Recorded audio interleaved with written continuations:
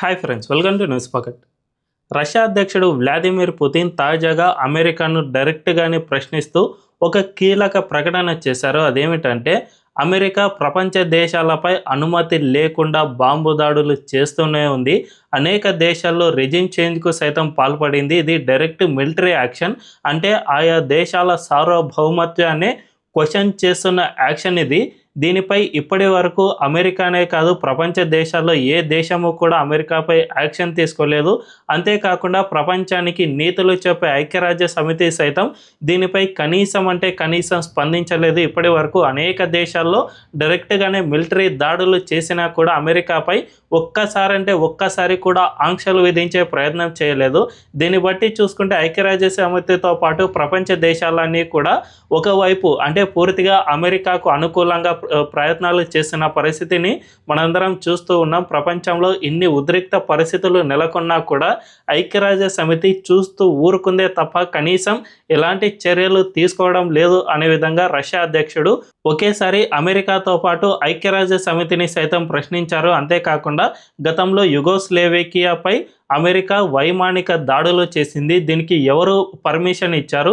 అటు ఐక్యరాజ్య సమితి పర్మిషన్ ఇవ్వలేదు. అంతేకాకుండా ఒక యూరోపియన్ యూనియన్ దేశాల్లో ఒక దేశమైన యుగోస్లేవియాపై అమెరికా దాడులు చేస్తూ ఉంటే యూరప్ దేశాలు ఏం చేస్తాయి, మీరు చూస్తూ ఊరుకున్నారా అనే విధంగా పుతిన్ ప్రశ్నించారు. అంటే ఖచ్చితంగా ఇప్పుడు అమెరికా మోనోపాలిని పుతిన్ ఈసారి డైరెక్ట్గానే ప్రశ్నించారు. గతంలో అయితే ఈ విధంగా చాలామంది క్వశ్చన్ చేసినా కూడా ఇండైరెక్ట్గా క్వశ్చన్ చేసేవారే, కానీ ఫస్ట్ టైం అమెరికాను పుతిన్ డైరెక్ట్గానే ప్రశ్నించారు. అంటే ఇది ఒక పెద్ద మార్పుకు ఒక పునాది రాయిగా మాత్రమే మనం పరిగణించాల్సిన అవసరం ఎంతైనా ఉంటుంది.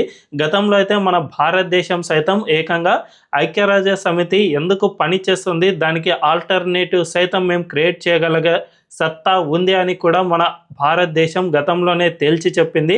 మన దేశ విదేశాంగ శాఖ మంత్రి ఎస్ జయశంకర్ ఐక్యరాజ్య సమితిలోనే ఈ విషయాన్ని కుండ బద్దలు కొట్టిమన్నట్టు మరీ చెప్పేశారు. అంతేకాకుండా మన దేశ ప్రధాని నరేంద్ర మోదీ సైతం గతంలో అనేక విదేశీ వేదికలపై కూడా ఇదే వ్యాఖ్యలను చేశారు. కాబట్టి ఖచ్చితంగా ప్రపంచం ఇప్పుడు మరో ఐక్యరాజ్య సమితిని క్రియేట్ చేసేందుకు అడుగులు పడుతున్నాయా అనే అనుమానాలు అయితే తలెత్తుతూ ఉన్నాయి.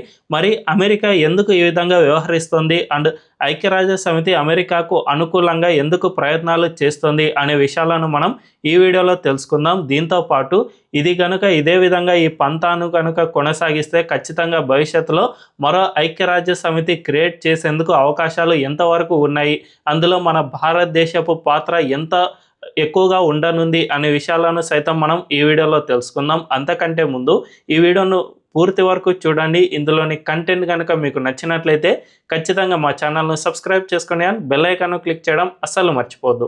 ఇక డీటెయిల్స్లోకి వెళ్తే, పుతిన్ తాజాగా ప్రశ్నించిన దాన్ని బట్టి చూసుకుంటే అమెరికా యుగోస్లోవేకియాపై 1999లో దాడి చేసింది, అటు ఇరాక్పై 2003లో దాడి చేసింది, సిరియాపై 2014లో అండ్ లిబియాపై 2011లో దాడులు చేసింది. ఈ దాడులన్నిటికీ కూడా ఏ ఒక్కరూ పర్మిషన్ ఇవ్వలేదు. ముఖ్యంగా ఐక్యరాజ్య సమితి ఎక్కడా కూడా దాడి చేయమని ఏ దేశానికి ఆదేశం జారీ చేయలేదు. అలాంటిది అమెరికా ఈ దేశాల్లో ఉన్న అస్థిర పరిస్థితులను ఆధారంగా చేసుకుని ఆ దేశమే వెంటనే రంగంలోకి దిగడం, అక్కడున్న ప్రభుత్వాలని కూల్చివేయడం, తద్వారా తమకు అనుకూలమైన ప్రభుత్వాలను ఏర్పాటు చేయడం ద్వారా అమెరికా బాగా లాభాలను పొందాలని చూస్తూ ఉంది.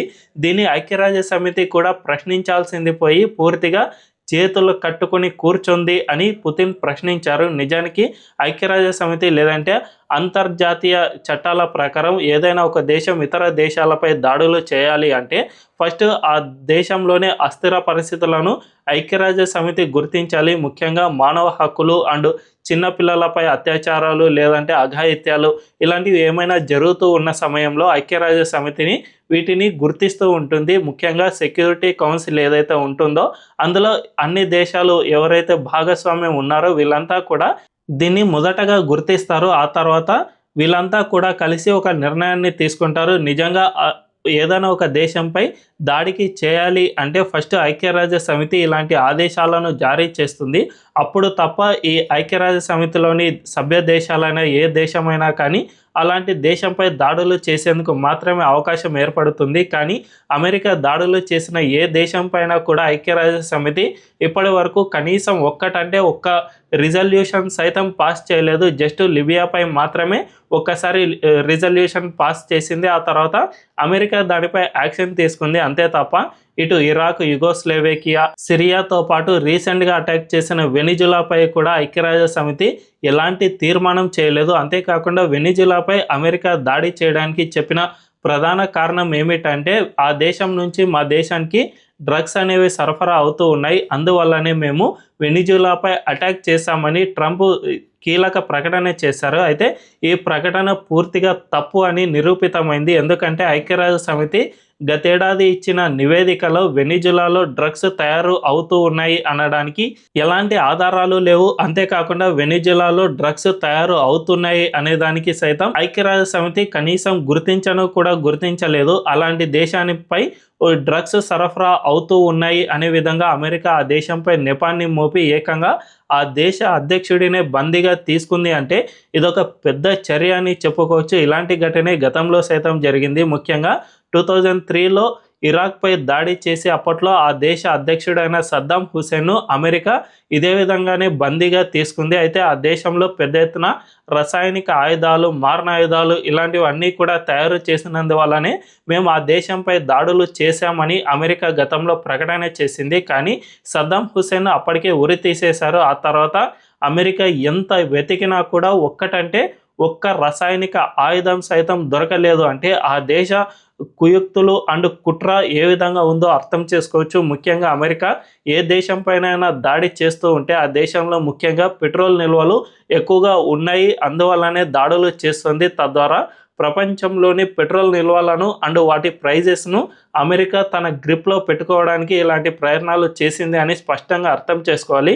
రీసెంట్గా వెనిజులాపై చేసిన దాడుల్లో కూడా పైకి డ్రగ్స్ అని చెబుతూ ఉన్నా కూడా ఆ దేశంలోని పెట్రోల్ ఉత్పత్తులపై అమెరికా గ్రిప్ సాధించడం కోసం మాత్రమే ఇలాంటి దాడులు చేసింది అని ప్రపంచం మొత్తానికి తెలుసు. అయినా కూడా అమెరికా ఇదే విధంగా వ్యవహరిస్తూనే ఉంది. అంతేకాకుండా ఐక్యరాజ్య సమితి చూసి చూడనట్లు ఇలాంటి వాటన్నిటినీ కూడా వదిలేస్తోంది. అంటే ఖచ్చితంగా ఐక్యరాజ్య సమితిలో భారీ మార్పులను తీసుకురావాల్సిన అవసరం ఎంతైనా ఉంది. ముఖ్యంగా ఇదే పనిని రష్యానో లేదంటే మన ఇండియానో ఇలాంటి దేశాలు చేసే ఐక్యరాజ్య సమితి ఒంటి కాలిపై లేచి కూర్చుంటుంది, మన దేశాలపై ఆంక్షలు విధించేందుకు సైతం సిద్ధమవుతుంది. కానీ ఇదే పనిని అమెరికా చేసినప్పుడు మాత్రం చూసి చూడనట్లు వ్యవహరించడం చూస్తూ ఉంటే ఖచ్చితంగా ఐక్యరాజ్య సమితి అమెరికాకు తొత్తుగా పనిచేస్తోంది అని మాత్రం మనం అర్థం చేసుకోవాల్సిన అవసరం ఎంతైనా ఉంది. అందువల్లనే మన దేశ ప్రధానితో పాటు విదేశాంగ శాఖ మంత్రి ఎస్ జయశంకర్ గతంలోనే కొన్ని కీలక ప్రకటనలు ముఖ్యంగా ఐక్యరాజ్య సమితికి